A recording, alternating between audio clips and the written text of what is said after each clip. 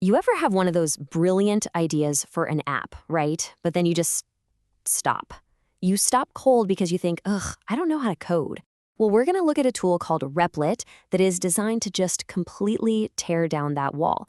If you're a creator, not necessarily a coder, you're going to want to stick around. I mean, it's a super familiar feeling, isn't it? That spark of a great idea hits you, and then almost immediately, the technical reality of it all just crashes down. And that spark feels like it's about to get washed away by this huge wave of complexity. And that wave is made of some pretty common stuff. You've got that frustrating, complicated setup process. Then there's all the jargon that sounds like a totally foreign language. And of course, that nagging fear that you're just going to break something. And all of it just circles right back to that one single paralyzing question. Where do I even begin? Well, this is exactly where Replit steps in.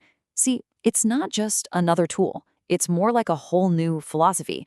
It's designed specifically to clear away all that complexity and just pave a direct path from your idea to, an actual thing you can show people.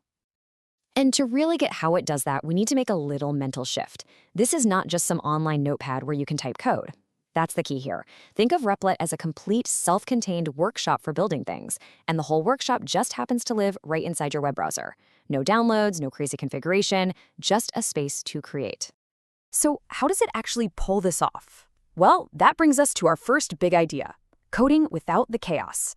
Let's take a look at how Replit just gets rid of all that initial friction that stops so many amazing projects before they even get started. The whole philosophy here is actually really simple, but it's incredibly powerful. Let creators focus on their idea, not on the setup. Replit just automates all the tedious, complex stuff, configuring environments, managing all these background processes, so you can dive right into the best part, actually building out your vision. Okay, so if Replit is handling all this stuff for you, where is it all happening? That question leads us to the single most important concept for understanding this whole thing. So welcome to Section 2, Your Computer in the Cloud. Seriously, the best way to think about Replit is as your very own personal computer that just happens to live on the internet, accessible from anywhere. And on that cloud computer, the basic building block for everything is something called a REPL. And here's what's so cool about this idea. A REPL isn't just a file. It's an entire, totally isolated project space. Got a new idea? You just spin up a new REPL. It's literally like getting a brand new, perfectly set up computer for every single project you work on. It's a clean slate every time. So when you open up a REPL, you enter your workspace. And you should really think of this as your command center.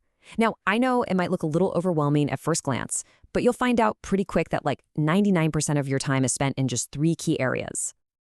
Let's break down this toolkit real fast. First, you've got the editor. That's simple. It's just where you type your code. Second, the console. This one is so important.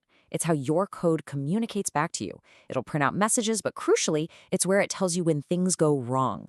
And third, the web view. If you're building a website, this is basically a live preview, a mini browser that shows you what your site looks like as you build it in real time. So if we kind of map out the whole process, here's what Replit is doing for you totally automatically. It gives you the editor, it creates and configures the environment, it runs your code on its own powerful servers, it handles all the background stuff you don't want to think about, and then, boom, it shows you the result instantly. It's a complete loop from thought to output, all in one place. All right, so now that we kind of get the environment, it's time to get practical. How do you actually start a project? That brings us to Section 3, 3 ways to create. And the secret here really is all about choosing the right starting point, which Replit calls a template. Think of this table as your Rosetta Stone for starting a project. And trust me, getting this right is the single most important first step. If you want to build a visual website, you pick a web template and your work shows up in the web view. Simple. But if you're just running a script, maybe to process some data, you pick a script template and the results pop up in the console. The number one cause of confusion for beginners is picking a script template and then wondering why their website isn't showing up. This chart right here, it solves that problem. And now for the part that everyone dreads. Welcome to Section 4, Decoding Error Messages. We're going to face the beginner's biggest fear head on and learn to see errors not as failures, but as our most helpful guides. Sooner or later, it's going to happen. You're going to run your code, and the console is going to flash bright red with an error message. And your first reaction is probably going to be panic. But the key insight here is to completely reframe that feeling, because seeing an error is actually a good thing. Right.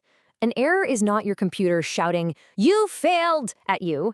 It's more like your program whispering, "Hey, I got a little bit confused right here. Can you give me a hand?" It's a clue. It's a signpost pointing you directly to where the problem is. So let's decode the most common one you'll see. If you see syntax error, it's super simple.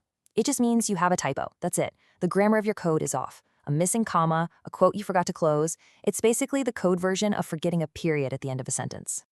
Okay, but what about a runtime error? This one's a little different. Here, your grammar is perfect. Your code actually started running, but then it hit a logical snag it just didn't expect. It's like telling someone to walk forward 10 steps, but on the 5th step, there's a wall. The instruction was perfectly valid, but the situation made it impossible to complete. This is a problem with your logic, not your typing. So now that we know how to start projects and even how to fix them when they break, let's look at 2 final, really powerful features. This brings us to Section 5, the AI Copilot and sharing your work. We'll check out how to get a little help when you're stuck, and then how to get your creation out into the world for everyone to see. Probably the most important thing to understand about Replit's built-in AI is right here. It's your Copilot, not the pilot. You are always the one flying the plane.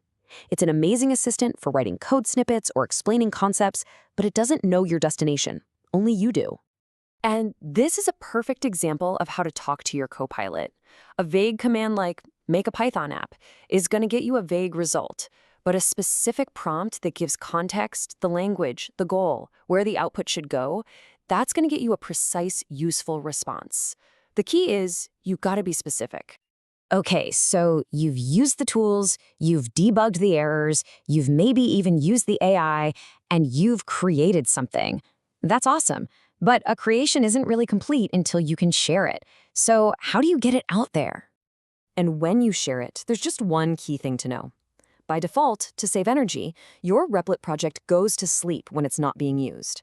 This just means the first person who visits your link might see a short little delay while it wakes up. For most things, that's totally fine. But if you need it to be instantly on, 24/7, like for a professional portfolio or an API, there's a feature for that called Always On. And that's really it. The complicated setup is gone. The jargon is demystified. The tools are right there in your hands. Your personal computer in the cloud is just sitting there, ready and waiting for your command. So the only real question left is, what are you going to build first?